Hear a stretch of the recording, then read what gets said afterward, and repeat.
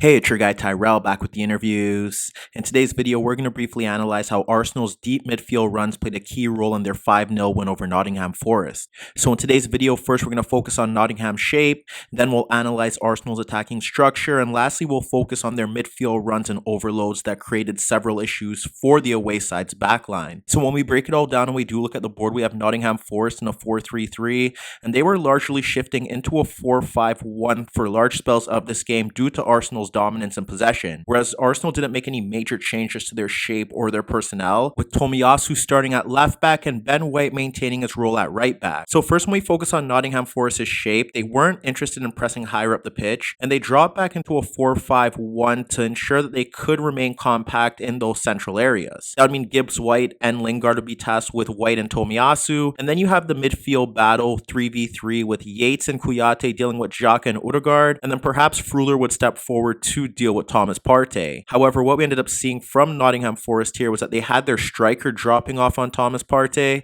and then Freuler would sit in that midfield zone waiting for Gabriel Jesus to drop off into deeper positions to receive the ball and form that overload in that midfield area. So now you could see that they were going 4v4 in that area with the striker sitting on Thomas Partey, and then now Gabriel Jesus wouldn't have much of an impact with Freuler tracking his movement if he dropped off deeper. Arsenal's attacking structure also played a key role here as they operated in a 4-1-5, which ended up seeing Saka and Odegaard looking to push a bit beyond Yates and Kouyaté, whereas Tomiyasu and White weren't consistently bombing forward on the overlap. There were moments where Tomiyasu and White did push forward into Nottingham Forest's half, and that ended up seeing Arsenal look like more of a 3-1-6. But for the most part, due to Tomiyasu and White's narrow positioning, that meant that Gibbs White and Lingard could drop off a bit narrow and not be tasked with constantly pushing forward or laterally to close down the fullbacks. Therefore, from a standard tactical perspective, Nottingham Forest should have been comfortable with this Arsenal shape because you have the wide players closing down the fullbacks, you have 4v4 in that midfield zone, and even if Gabriel Jesus does stick with the center backs, he's outnumbered 2v1, and that could leave one of their center backs to provide cover for Aurier and Lodi dealing with Saka and Martinelli. So when we break down how Arsenal were capable of unlocking this 4-5-1, it starts with that midfield zone where Arsenal were able to overload the striker to ensure that Thomas Partey could get on the ball, because their 4-1-5 ensured that Gibb White and Lingard were a bit deeper, and now when Arsenal were looking to build from the back, Thomas Partey was being closed down, but Arsenal were pushing Gabriel forward to create a 2v1 in that zone. So in many cases, what would happen here was that if Gabriel pushed forward, the striker would shift across, and then he could play the ball across him into the path of Thomas Partey, or simply play it into one of the shuttlers or Gabriel Jesus dropping off deeper, and then they could lay the ball off to Thomas Partey, or simply go to Saliba, who could then push the ball to Thomas Partey. If that wasn't the case, you could simply see him playing the ball out to Tomiyasu, and then Tomiyasu could split the striker and Gibbs White to find Thomas Partey in that midfield zone. And the other alternative that we witnessed from Arsenal in terms of their build-up was that Tomiyasu would shift laterally in towards that central area, as we have witnessed,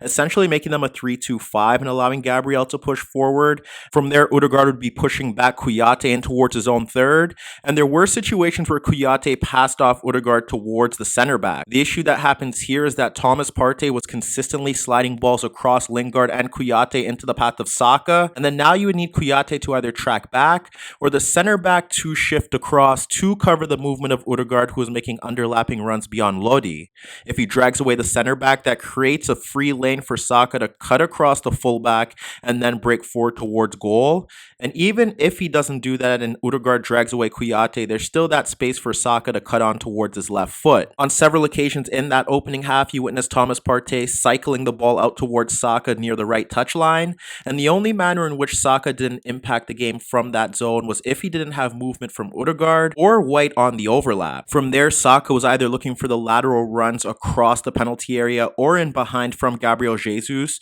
or looking to pick out the midfield deep runs from Xhaka, Odegaard, or Martinelli. Saka's impact in that opening half hour resulted in several opportunities for Arsenal to get into good attacking areas, whether it be him combining with Gabriel Jesus to get into towards the penalty area, shifting over to the left-hand side to combine with Martinelli, or simply creating the opening goal for Arsenal here. In the build-up to Arsenal's opener, it's Martinelli in a central position ahead of the midfield bank, sliding the ball across Kouyaté and Lingard for Saka. When Saka receives the ball, he's in a 1v1, but focus on White's overlapping run. It creates space for Saka to cut on towards his left. He locates Martinelli making a run off the midfielder who was initially closing him down. That midfielder does doesn't track his run, and he's capable of getting a running start ahead of the center back to not an effort beyond the keeper. As witnessed in the opening goal with Martinelli picking up a deep midfield position and running off markers in towards the penalty area, Saka and Odegaard played a key role in this manner. Yates did a very good job on the left-hand side of tracking Xhaka's movement, and at times when he passed off Saka towards the center backs, you'd still see him attempting to block off the passing lane in towards Xhaka's feet. The issue that they had on the right-hand side was that Kouyaté wasn't tracking the movement of Odegaard, and there were two separate scenarios in that opening half where Odegaard made sharp lateral runs off Kouyaté to get himself into legitimate goal-scoring positions in the final third between the lines. And the only issue that Arsenal encountered here was that when Odegaard received the ball in these zones, it was either his passing towards his teammate was unsuccessful, and there was one situation where he made a run across Kouyaté towards the edge of the penalty area, and he was capable of holding off defenders and teeing up Gabriel Jesus at the edge of the box, but from this position, Gabriel Jesus failed to test the goalkeeper. Later on in that half, you witness a rare moment where Tomiyasu's advanced, dropping off the ball towards Thomas Partey, and focus on the positioning of Saka. When Partey receives the ball, you could see Saka now running off two midfielders to break into left half space. None of them track his run, and Thomas Partey simply clips the ball over the two midfielders into the path of Saka, who chests the ball down in left half space,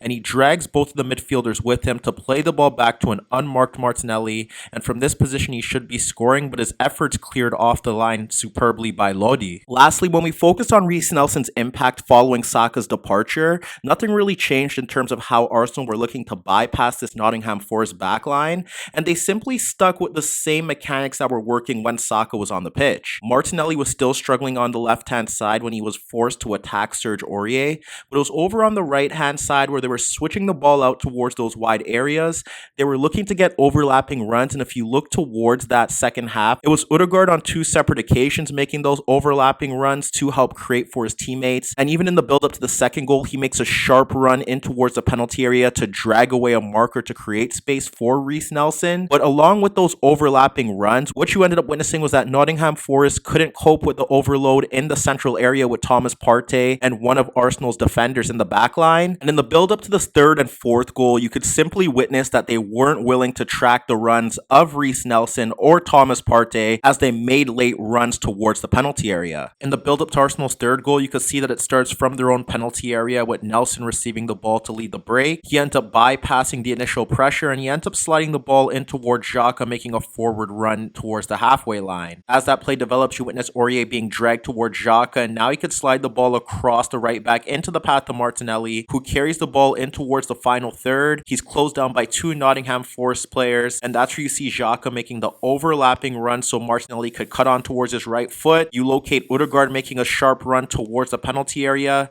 and Martinelli could clip a diagonal ball out towards Jesus. Jesus receives the ball, and now you see that there's a 2v3 in that right half space zone. So what Odegaard does well here is that he looks to make an overlapping run to create space for Jesus, and from there he now could play Odegaard in free at the byline. He takes two players out of the game, and although Odegaard is closed down, focus on Nelson's movement. He makes a free run from deep in towards the penalty area. No one tracks it. Odegaard now has time to play the ball back to Jesus, and even though Yates eventually tracks Nelson's run late, he doesn't get goal side of the Arsenal attacking player, and that enables Jesus to play a low ball in towards the 6-yard area that Nelson can direct beyond Henderson. In the build-up to Arsenal's fourth goal, it's Gabriel playing the ball across Johnson into the path of Tomiyasu, who created the 2v1 overload in the central halfway circle. When Tomiyasu receives the ball, you can see the striker shifting across to apply pressure, and you can see Gabriel Jesus looking to check in towards the ball. As that play develops, it's Tomiyasu playing the ball in towards Jesus, and you can see that Thomas Partey is unmarked in the halfway circle,